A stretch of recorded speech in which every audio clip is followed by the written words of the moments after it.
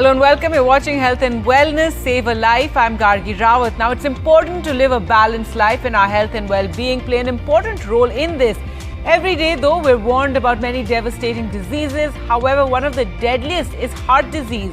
Heart disease is the #1 cause of death in men and women worldwide. More people die from it each year than from all forms of cancer combined.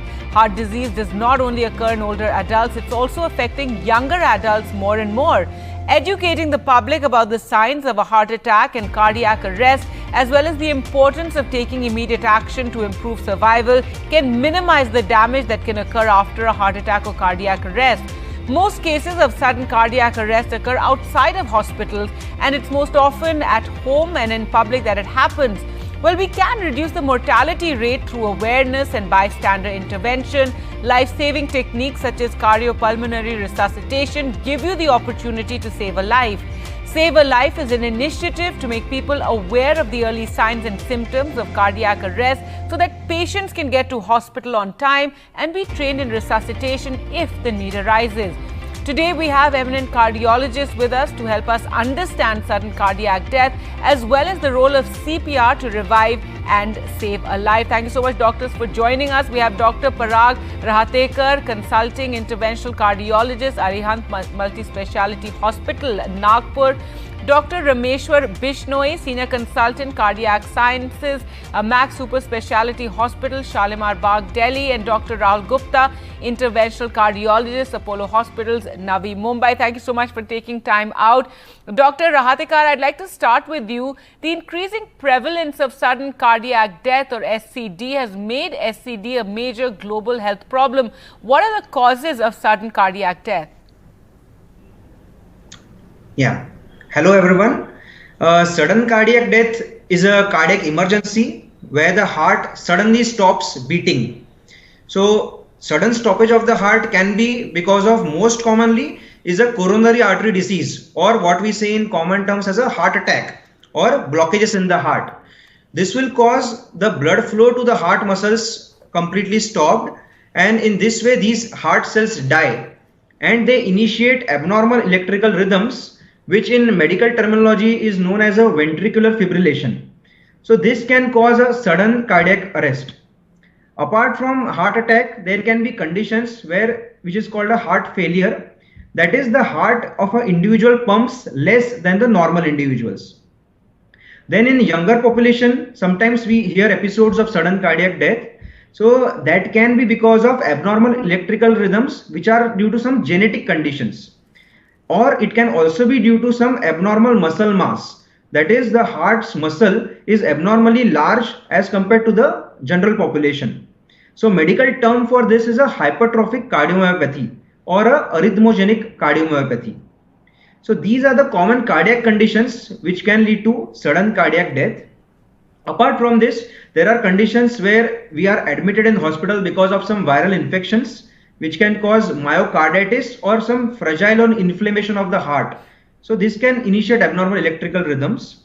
And there are other conditions like electrolyte imbalance, where your body's sodium, potassium, calcium, magnesium can go either too high or too low, or in major trauma accident where there can be massive blood loss and sudden cardiac death. Thank you.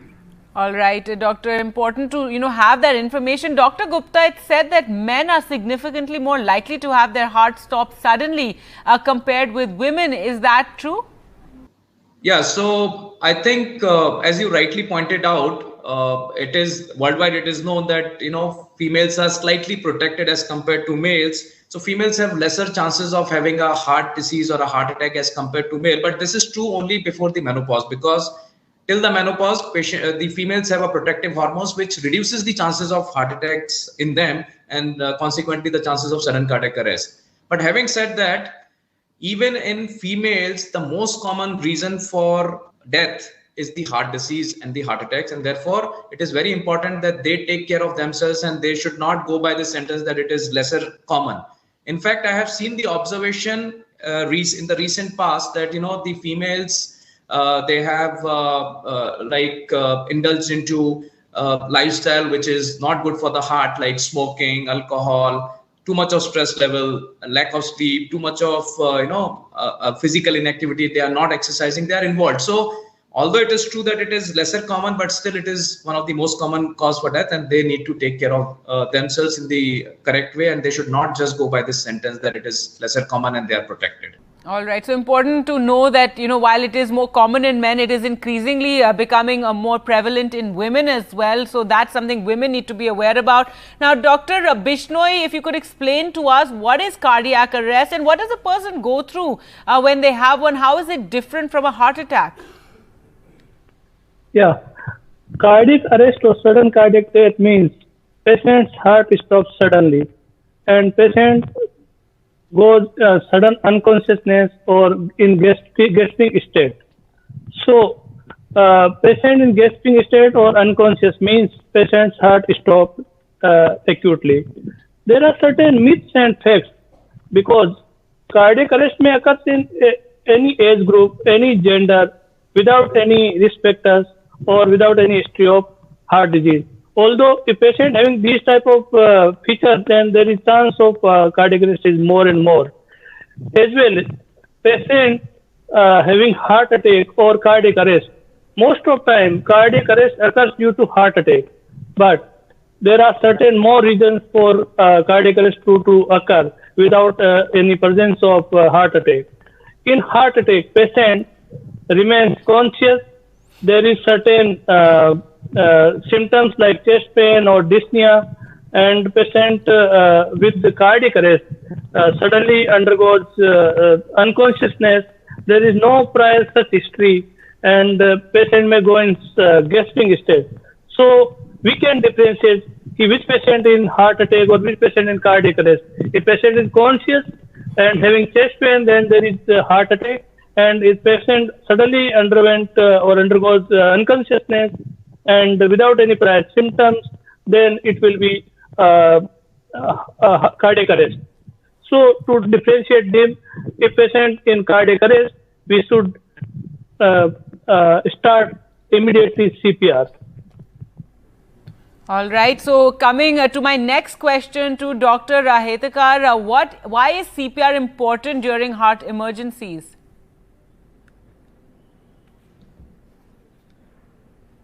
Yes. So as we all know that CPR, the word means cardiopulmonary resuscitation. So now here in cardiac emergencies or in sudden cardiac death, what exactly happens we should know. So the heart completely stops beating. So what will it cause? So the blood flow to all the vital organs of our body will be completely stopped. Second, because of sudden cardiac arrest, the lungs will also not be able to function well. So the oxygenation of the blood will also not happen. So because of decreased blood flow or absent blood flow to the vital organs, most important of which is brain, we will fall unconscious. And if this blood flow is stopped for more than 8 minutes or the oxygenation of the blood is not happening, then the brain cells will completely die and the patient will be dead. Okay, so that's why CPR is most important, because it will serve two purposes. One is by giving the chest compressions with the help of CPR, we are acting like we are making the heart pump blood. So this will cause the blood flow continuous to the brain and to other vital organs.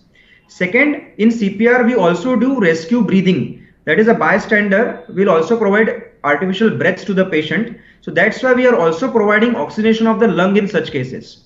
So that's why if we maintain a good CPR with proper chest compressions, which will act just like a beating of a heart, and with rescue breathing, which will act just like giving artificial respiration to the patient. So that's why we will be able to maintain blood flow to all our vital organs, right from brain, kidneys and liver. So that's why CPR is most important, because it will save your life till the ambulance or a helper arrives at the accident spot. All right. So important, to save a life and intervene rather than being just a bystander. And Dr. Gupta, so this leads me to the next question, which is lack of CPR awareness in India. And this is a big health challenge. If you could tell us, tell our viewers what are the main steps of CPR and how they can create more awareness amongst themselves. Yeah, so I think this is a very important point, because that's the lack of awareness. And believe me, I have seen so many cases where after a session of CPR, patients have been able to, the bystander have been able to save the life of a person because they could do a CPR. So I will tell you it in a very simple term. Basically, CPR is a first aid, as rightly pointed out, till the medical help arrives. And it doesn't require too much of training. People can go on different sites and learn CPR. There are videos available, but today I would just tell you. So the first thing is, make the patient, you have to see that nobody is in the danger if it's in the middle of the road. So keep the person flat on the back. That's very important. Kneel down by the side. Try to first, push the person, tap his shoulder, take the name, and see whether the patient is responding or not. Because sometimes they may have just fainted, which they might revive. So once you have confirmed that there's no activity, you can just keep the chest, your hand over the between the two nipples over the chest bone, and then put the other hand, just locking it and keeping your shoulders straight. The shoulders have to be, the elbows have to be locked. And with your body weight, you have to start compressing at a rate of about 100 to 120 compressions per minute. So that should be the speed, and it should go about 5 centimeter or 2 inches in depth. You should allow the chest to come back. So once you have given this compression, allow it to come back and then continue to compress. So these are certain steps. So you first find out whether he really needs it, and then you start doing it. Meanwhile, if you are alone, or if there is somebody, you ask them to call for the medical help, because that's the final treatment which is going to happen to the patient. If you are alone, you just alert the patient, one of the hospitals. So there are various numbers which are available, emergency numbers of a nearby hospital. You just inform them, and then you start the CPR. Now, if there are more people which are needed usually till the help arrives, then you should exchange in between, because otherwise you can get tired. And more important is use your body weight to give the chest compression. Now, there is a debate about the rescue breath to be given or not. So rescue breath is usually left over to the paramedics or the medics who are coming to take care over that, because just maintaining a good chest compression at 100 to 120 beats per minute will tend to keep the perfusion full into the organs, and it can save a person's life till the medical help arrives. So more important is to preserve the life till the help arrives. So these are some basic steps, and I think it's very easy to learn, and there is nothing, the person should not be afraid and should be fearful, because people tend to get freezed when they see somebody collapsing in front of them. So this is what I would All right, and you're saying that the steps are very simple, but Dr. Bishnoi, how would a non-medical person know if they are doing a CPR with the right technique? What are the results that one should expect, and also how much time? Yeah, non-medical person should first of all follow 3 C's. First of all, he should or she should check out the patient, or check the patient is he alive or unconscious. Then call for help, and then followed by chest compression. By chest compression only CPR is very important for lay person, because when a patient underwent sudden cardiac arrest, his lungs as well as his blood is full of oxygen. So only to maintain oxygenated blood is only chest compression is very important to maintain that blood supply to vital organs like brain or heart. And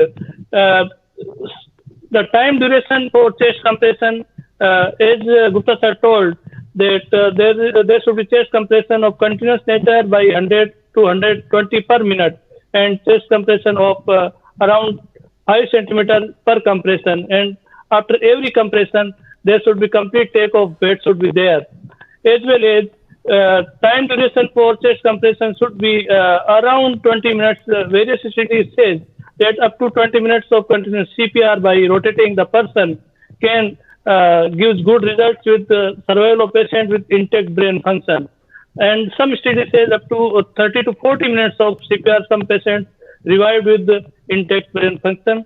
So as well as lay person can stop CPR when there is any obvious sign of life returns to that unconscious patient, like patient becomes making some body movement like raising hand or lifting his head, or making some noise or speaking or looking around, then he or she should stop CPR, or emergency service comes to the scene side, then you can hand over that patient to EMS. These are some points where CPR should be stopped. All right, so important points to keep in mind. Well, we do have more questions for all of you doctors, but for the moment, we'll slip into a short break and return with more. Stay with us.